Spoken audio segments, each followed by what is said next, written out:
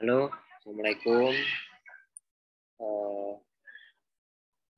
Kader Ibnu se-Kabupaten Malang. Pada pertemuan kali ini saya akan mencoba untuk sharing gagasan saya mengenai arah gerak departemen organisasi ya, khususnya seperti itu.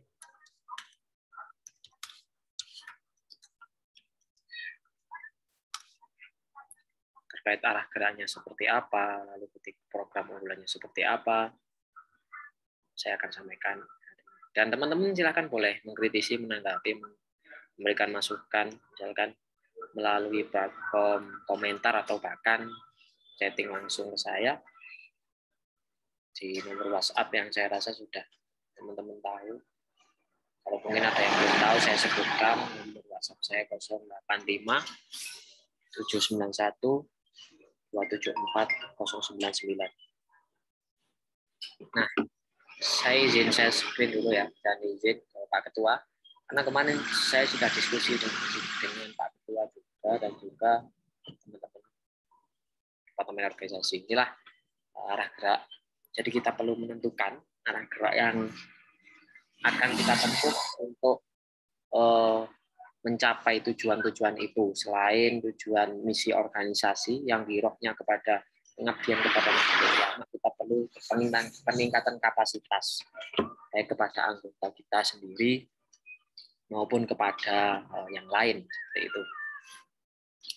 Dan bidang-bidangnya kita tidak terkotak-kotak dengan ke-NU saja, dengan agamis. Kita harus mengembangkan sayap ke bidang-bidang yang lainnya yang menunjang amaliyah kita, keagamaan kita, hubungan kita kepada Allah Subhanahu wa taala dan sesama manusia. Dan semua itu tentu dibarengi dengan keilmuan ya. Man arada dunya fa'ali bil ilmi wa man arada akhirah fa'ali bil ilmi wa man arada umma fa'ali bil ilmi. Ketika seseorang itu menginginkan dunia, ilmu adalah jalannya. Ketika seseorang menginginkan akhirat, dan ilmulah jalannya. Ketika seseorang menginginkan kedua-duanya, itu ilmulah. Nah, ini yang ingin saya tekankan kepada teman-teman semua dalam kepengurusan kali ini, dengan izin Pak Ketua juga. Yang sebelah kiri itu adalah program untuk kesejahteraan anggota keseluruhan kader yang ada di Kabupaten Malang. Sedangkan yang sebelah kanan itu merupakan internal untuk mengurus cabang. Kita tahu cabang adalah semacam fasilitator untuk mewadahi dari rekan-rekan semuanya, baik mewadahi aspirasi, mewadahi segala kompetensi, bakat dan minat, serta untuk pengembangan organisasi.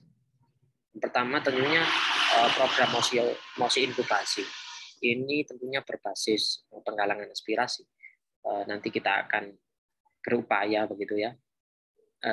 Jadi tidak harus terprogram sebenarnya. Aspirasi ini bisa disampaikan di platform apapun. Kita punya Instagram, kita punya WA lah, kita punya grup, kita manfaatkan di situ. Jangan sampai kita ngerasain di buri.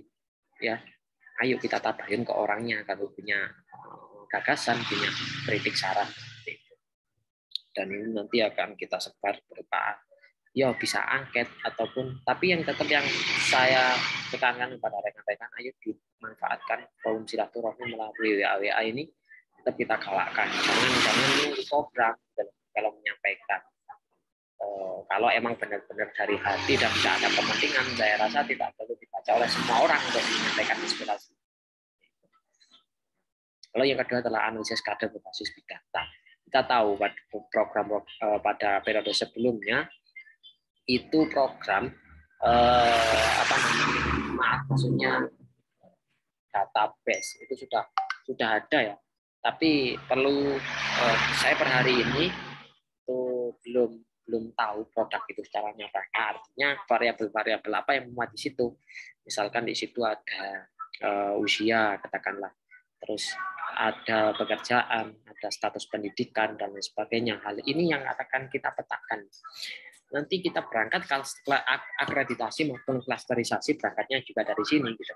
Katakanlah berbicara tentang usia. katakanlah bisa BPAC ataupun di sebagian besar kader ini di Kabupaten Malang ini usianya berapa? Kalau emang usianya di usia produktif, kita bisa memudahkan arah gerak organisasi ini untuk kemandirian organisasi.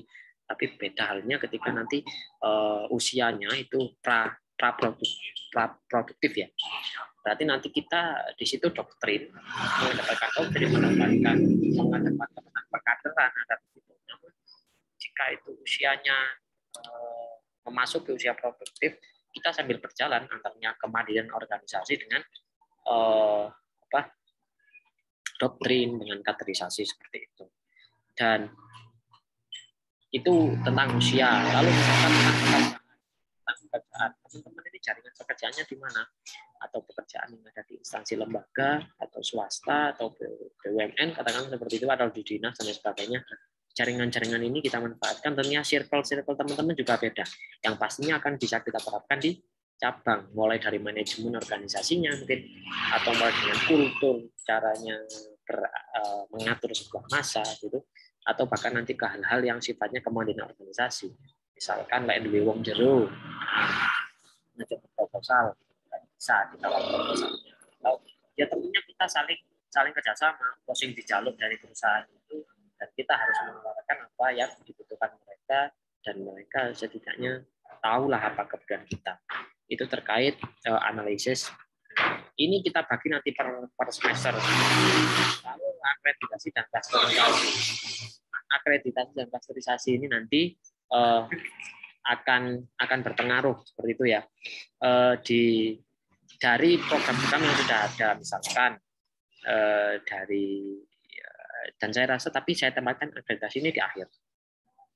Jadi katakanlah inkubasi ini adalah apa kebutuhan teman-teman, kita tampung dulu. Nah, setelah itu kita analisis, kita validasi gitu ya melalui data. Oh ternyata emang dari data seginya seperti itu. Jadi kita, saya rasa kalau terkait pengumpulan big data gitu ya, pengumpulan database itu kemutlakan. Tapi dari situ jangan sampai periode ini hanya mengumpulkan saja. Tapi setelah dikumpulkan juga ada tindak lanjut. 1 bulan saya rasa cukup mengumpulkan database Kabupaten Malang. Tinggal dari situ nanti kita distribusikan. Setelah tervalidasi, kemudian nanti kita akan di pengurus cabang itu ada namanya sinkronisasi program lintas institusi. Nah di situ nanti cari problem yang ada ya melalui mosi inkubasi dan kita validasi melalui big data tadi, sehingga kita simpulkan dan akan kita sharingkan dengan lintas instansi sesuai dengan kebutuhan. Emang kebutuhannya mulai kemandirian organisasi, maka kita bekerjasama dengan yang terkait gitu. Atau hanya tentang hanya sebatas ini permasalahan problem, katakanlah pengawalan tentang isu gender. Jadi kita ya perlu bekerjasama dengan Kopatara dan sebagainya. Setelah itu tertentukan, ya, lalu kita kembali lagi ke Porda, mensosialisasikan itu, open forum pengurus dan lintas jajaran ini untuk internal kita. Lalu yang sebelah kanan itu adalah program untuk pengurus cabang. Yang pertama adalah penataan komposisi dan provinsi pimpinan cabang. Nah, kita tahu bahwa kita analogikan saja, kita dalam berorganisasi tentunya gak ingin di periode kita saja yang baik, tapi kedepannya juga baik. Seperti itulah cita-cita organisasi yang baik. Analoginya ya orang tua gitu. Ketika orang tua itu dikatakan berhasil, tentunya anaknya lah yang lebih ya kapasitasnya dari orang tua. Sama di organisasi. Ketika itu semakin baik dari periode sebelumnya, maka dikatakan periode itu berhasil. Tapi sebaliknya, ketika yang akan datang itu hula-hulu, maka ya dikatakan periode ini tidak berhasil dalam segi pengkaderan artinya. Nah, maka dari sini perlulah kita susun strategi-strategi. Pemetaan komposisi dan provinsi pimpinan cabang ini perlu. Bahkan nanti kalau misalkan ya, walaupun berbasis formaturan, karena tetap ada yang namanya fit and properties. Jadi tidak hanya sebatas usul-usul, tapi kita juga punya kriteria. Nah, dan itu semua bisa terlengkapi, kader-kader itu bisa dibentuk ketika program yang sebelah itu terlaksanakan. Dan di sini saya tidak sendiri, dan saya tidak mau sendiri. Teman-teman ayo kolaborasi. Ya, keberhasilan semua program di sini yang tergantung semua yang ada di sini. Dan hari ini saya nyelak-nyelak ngomong seperti ini, ya kepikiran aja gitu. Kalau saya dengan estimasi waktu yang sekian mensosialisasikan program ya di siji turba sesuai like apa namanya dan menteni regulasi-regulasi, ya saya manfaatkan yang ada. Nanti saya sebar ke teman-teman, harapannya teman-teman mendengarkan dan menanggapi. Ya mungkin gitu saja, saya rasa nggak panjang-panjang. Kan tahu ya, Arab ini sinkronisasi probabilitas institusi tadi tahu sendiri, teman-teman sudah saya sampaikan di akhir. Mungkin teman-teman silahkan diberi masukan yang ada di cabang biar dan insya Allah kedepannya kita akan mulai galakkan pertemuan-pertemuan berbasis sinkronis seperti ini. Kita perkenalkan coba itu.